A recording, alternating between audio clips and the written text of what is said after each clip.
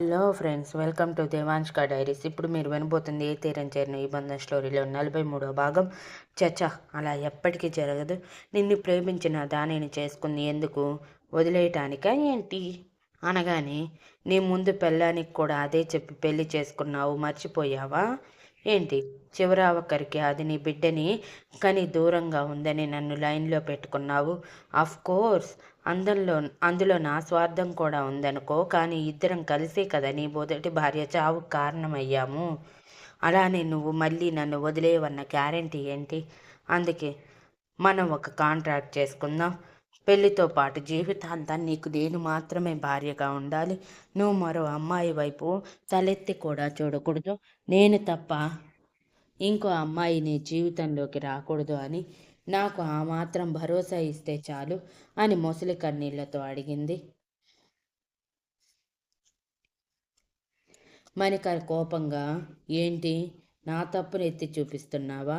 అది చావటానికి కారణం మన ఇద్దరమే అయినా కావాలని అయితే కాదు కదా. కావాలైతే చంపుకోలేదుగా. అది ఆవేశంగా ఊరేసుకొని చచ్చింది. దానికి నన్నేం చేయమంటావు? మన ఇద్దరిని అర్థం చేసుకొని దానంతటదే మన లైఫ్లో నుంచి సజీవంగా బయటికి వెళ్ళుంటే ఇప్పుడు మనకి ఈ పరిస్థితి వచ్చేదా? అది చచ్చి ఆ విశాల్ గాడిని రెచ్చగొట్టి మన చావు వరకు తీసుకువచ్చింది. చివరాఖరికి బ్రతికి బట్ట కట్టామనుకునే లోపు యశస్విని లాక్కుని వెళ్ళిపోయాడు. ఇప్పుడు అది మన దగ్గరికి వస్తే కానీ నా దగ్గర ఉండదంటున్నావు. దీనికి మరి నేనేం చెయ్యాలి అని అసహనంగా అన్నాడు. నేను నిన్ను వదిలి వెళ్ళగలనా మణికర్? నువ్వంటే నాకు ఎంత ఇష్టమో నీకు తెలియదా? కానీ నాకు కూడా అమ్మ అని పిలిపించుకోవాలని ఉంటుంది కదా. అందుకే యశస్వి కోసం ఇంత తాపత్రయపడుతున్నాను. సరే, ఇదంతా ఎందుకు? ప్రజెంట్ నేను చెప్పిన దానికి ఒప్పుకుంటావా లేదా అని హస్కీ వాయిస్లో, చుట్టూ మనుషులు ఉన్నారని మరిచి అంత నొప్పుల్లోనూ మణికర్ బుగ్గల మీద ముద్దులు పెడుతూ ప్రవోక్ చేస్తూ అడిగింది. మణికర్ తనకి లొంగిపోయి ఓకే అని చెప్పగానే తనని గట్టిగా హత్తుకోవాలని చెయ్యి ముందుకు తీసుకువచ్చి చెయ్యి నొప్పి లేవటంతో అమ్మ అని అరుస్తూ వెనక్కి జరిగి, చాలా నొప్పిగా ఉంది, ప్లీజ్ ముందు కట్టు కట్టించు అని అడిగింది. సరే పద అని మోక్షని తీసుకువెళ్ళి కట్టు కట్టించి తిరిగి టాబ్లెట్స్ తీసుకుని ఇంటికి బయలుదేరారు.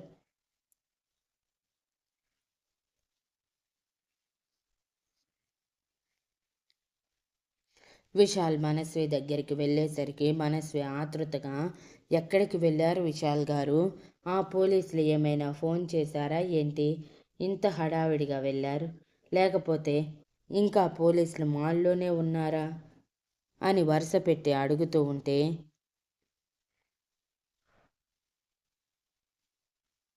అప్పుడే మణికర్ని మోక్షని చూసిన విశాల్ కోపం ప్లస్ విసుగ్గా, ఆ కోపంలో ఏం మాట్లాడుతున్నాడో మర్చిపోయి, ఎన్నిసార్లు చెప్పాలి నా పర్సనల్ విషయాల్లో కలుగు చేసుకోవద్దు అని?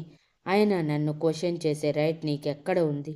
ఇంకొకసారి ఇలా చేశావంటే బాగుండదు చెప్తున్నా అని చెప్పి పిల్లల వైపు చూసేసరికి మమ్మీని డాడీ తిడుతున్నాడు అనుకుని పిల్లలు బిక్కమొహం వేసుకుని చూస్తూ ఉంటే వాళ్ళ దగ్గరికి వెళ్ళి, ఏం లేదు నాన్న, మీ మమ్మీని ఫుడ్ తీసుకురమ్మంటే తీసుకురానని చెప్తుంది, అందుకే అరిచాను, మీరు పట్టించుకోకండి, ఆడుకోండి నాన్న అని స్వీట్ వాయిస్లో చెప్పి మనస్వి వైపు చూసేసరికి మొదటిసారి తను అనుకున్న వాళ్ళు అంత గట్టిగా తన మీద అరవటంతో ఆటోమేటిక్గా కళ్ళ నుంచి కన్నీరు జారిపోతూ చెంపల్ని తడిపేస్తూ ఉంటే పట్టించుకోకుండా విశాల్ వైపే చూస్తూ ఉంది. మనస్విని అలా చూసిన విశాల్ అసహనంగా మనస్వి చేతిని పట్టుకొని కొంచెం దూరం తీసుకువచ్చి, మీ ఆడవాళ్ళతో ఇదే ప్రాబ్లం, ఒక్క మాట అంటే చాలు నెత్తి మీద ట్యాంక్ పెట్టుకున్నట్టు జలజల కన్నీళ్ళని రాల్చేసి మేమేదో తప్పు చేసినట్టు బిల్డప్ ఇస్తారు అని విసుగ్గా అన్నాడు.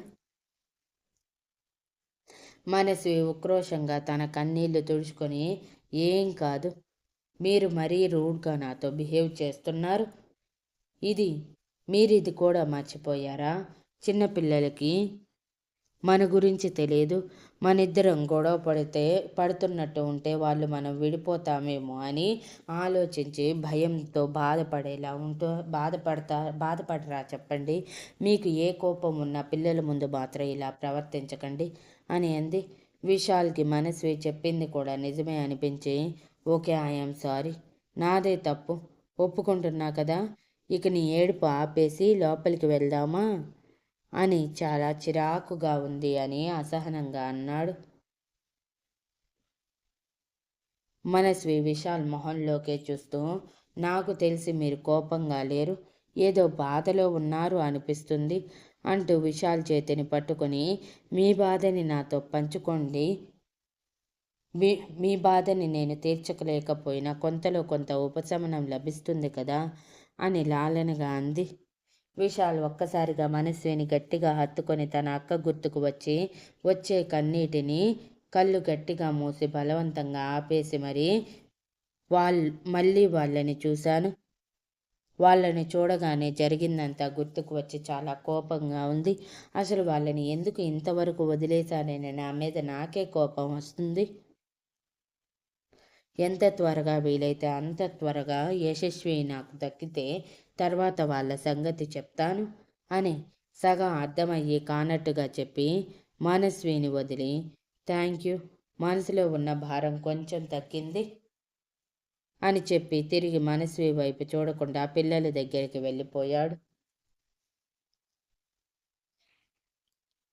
మనస్వి మాత్రం విశాల్ అలా హగ్ చేసుకోవటంతో షాక్లో బిగుసుకుపోయింది. కాస్త విశాల్ వెళ్ళిపోయిన తర్వాత కూడా తేరుకోలేక అలానే స్టాచ్యూలా నిలబడిపోయి ఉంది. ఇంతలో పిల్లల కేరింతలు వినిపించి మనస్వి తేరుకొని విశాల్ వైపు చూసేసరికి విశాల్ అసలేమీ చేయనట్టే,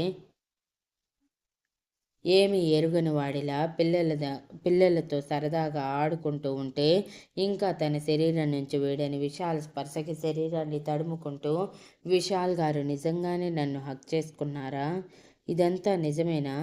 మరి ఆయన చెప్పిన దానికి అర్థం ఏంటి? యశస్వికి సంబంధించిన వాళ్ళు ఈ మాల్కి వచ్చారా? అందుకే డిస్టర్బ్గా ఉన్నారా అని ఆలోచిస్తూనే పిల్లల దగ్గరికి వెళ్ళింది. విశాల్ ఒక్కసారి మనస్వి వైపు చూసి వెంటనే తలదించి పిల్లలతో ఆడుకుంటూ ఉన్నాడు.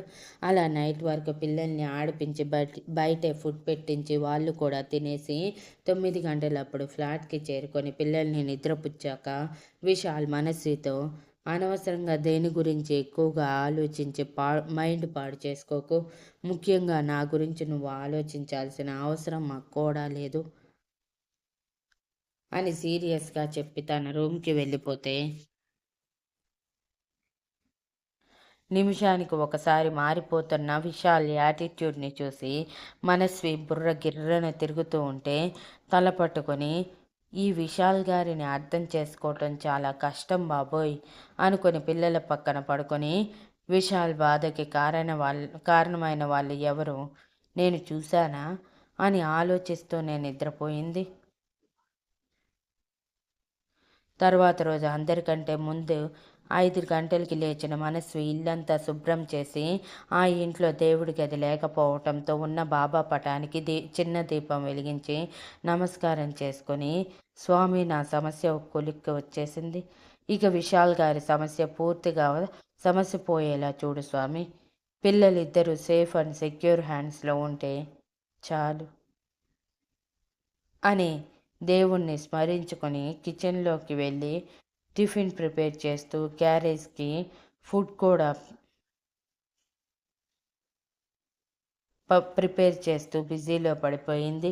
5:30కి లేచిన విశాల్ బయటికి రాకుండా తన రూమ్ బాల్కనీలో వర్కౌట్స్ కంప్లీట్ చేసుకొని ఫ్రెష్ అయ్యి 6:30 అప్పుడు బయటికి వచ్చేసరికి కిచెన్లో నుంచి గుమగుమలు వస్తూ ఉంటే మనస్వి అప్పుడే లేచిందా అనుకుంటూ కిచెన్లోకి వెళ్ళి చూసేసరికి తడి జుట్టుకి టవల్ చుట్టి చీర కట్టి చీర కొంగు నడుముని దోపి టిఫిన్ చేస్తూ ఉంటే వెనక నుంచి అచ్చు బాపు బొమ్మలా కనిపించిన మనస్విని విశాల్ ఒక్క క్షణం తేరిపారా చూసి, ఏం చేస్తున్నావు మనస్వి అని గంభీరంగా అడిగాడు.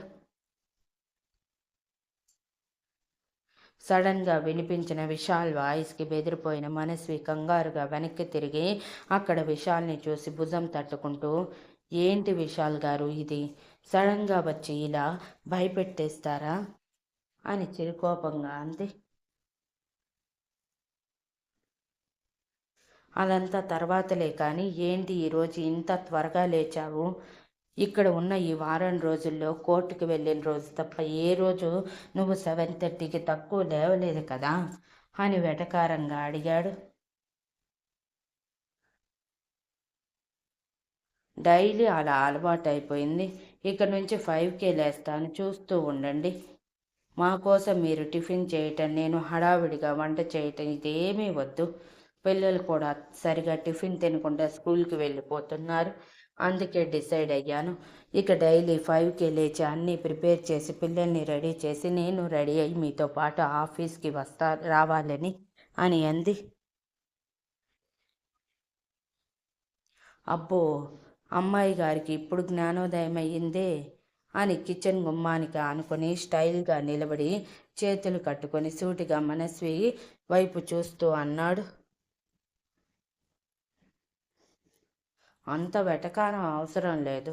చూస్తూ ఉండండి, రేపటి నుంచి ఇదే టైం ఫాలో అవుతాను అని ఉక్రోషంగా చెప్పి గ్యాస్ వైపు తిరిగి కాఫీ పెట్టి విశాల్ చేతుల్లో పెట్టి, కాఫీ తాగి కొంచెం కూల్ అవ్వండి. ఉదయం లేవగానే చాలా హాట్గా ఉన్నారు అని చెప్పి మళ్ళీ వంట పనిలో పడిపోతే విశాల్ నవ్వుకుంటూ పిల్లల దగ్గరికి వెళ్ళేసరికి పిల్లలు ఆదబరిచి నిద్రపోవటం చూసి నవ్వుతూ వాళ్ళ నుదుటి మీద ముద్దు పెట్టి బయటికి వచ్చేసి సోఫాలో కూర్చుని కాఫీ తాగుతూ టీవీ ఆన్ చేసి న్యూస్ పెట్టడమే. సోషల్ మీడియాలో వైరల్ అయిన మాల్లో విశాల్ ఫైట్ చేసిన వీడియో టీవీలో రావటం చూసి వాట్ ది హెల్, ఇదెవరు చేశారు అని అసహనంగా అరవగానే మనస్వి కంగారుగా బయటికి వచ్చి టీవీలో వచ్చేది చూసి, అయ్యో, ఇదెవరు చేశారు? అందుకే చెప్పాను అనవసరమైన ఫైట్స్ పబ్లిక్లో చేయకూడదు అని. చూడండి, ఇప్పుడు మనకి బీభత్సమైన పబ్లిసిటీ వచ్చేసింది. బయటికి వెళ్తే చాలు మిమ్మల్ని సూపర్ మ్యాన్లా, నన్ను మీరు కాపాడిన ప్రిన్సెస్లా చూస్తారు అని వెటకారంగా అంది. నువ్వు నోరు మూస్తావా అని ఫోన్ తీసి ఎవరికో డయల్ చేస్తూ ఉండగానే కాలింగ్ బెల్ ఆగకుండా మోగుతూ ఉంటే మనస్సు అసహనంగా వెళ్ళి డోర్ తీయటమే. మాయా మనోజ్ కంగారుగా దూసుకుంటూ లోపలికి వచ్చి, బావా ఏంటిది అని మనోజ్ అడిగితే, ఓయ్ ఏంటిది అని ఫోన్లో వాళ్ళ వీడియో చూపిస్తూ అడిగింది మాయ.